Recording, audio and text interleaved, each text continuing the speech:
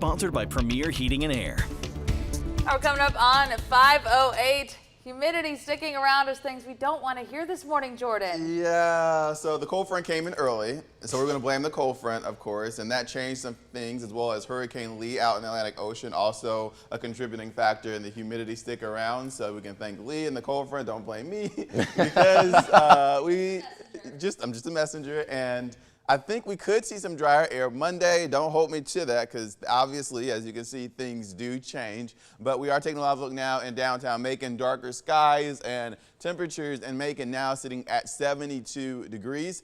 Across the board in a very similar situation. So 73 in Gordon, 73 in Milledgeville, 74 in Sparta, and 70 in Unadilla. Dew point temperatures are in the lower 70s, upper 60s. So yeah, it's waking up on the muggier side this morning. Lower 70s as we head through the next 3 hours or so, and then mid to upper 80s as we head towards the afternoon. I put a high of 94. Models are saying 86, 87. That's a big difference, right? Well, the last few days, the models have been a very low compared to what we usually see. Like yesterday, we saw a high of 95 degrees, even though models were way below that. Meanwhile, rainfall totals to the north, seeing majority of the rain anywhere between a ¼ inch and some spots of northern Monroe County saw upwards to 2 inches of rain, and still seeing a few isolated downpours out there, mostly north of our viewing area, but we do have a couple of showers in northern Washington County as well as all north of Hancock County, moving through Crawfordville across I-20. But zooming out, getting the bigger picture, here's the cold front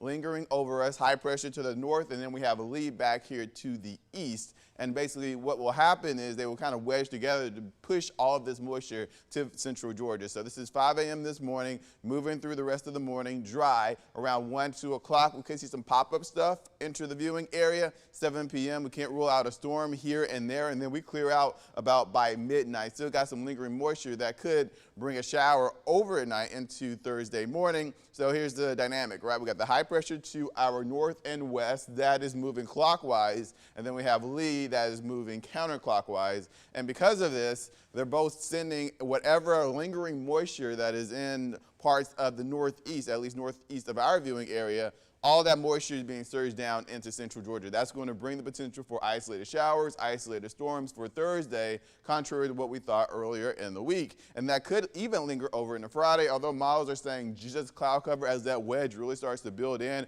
Hopefully this drier air will start to settle in as we head towards the weekend. But it looks like another weak cold front will move in, which is why muggy zone dew points are back on Sunday. And then after that weak cold front comes through, we're looking to be dry as we head into Monday, if not on Tuesday.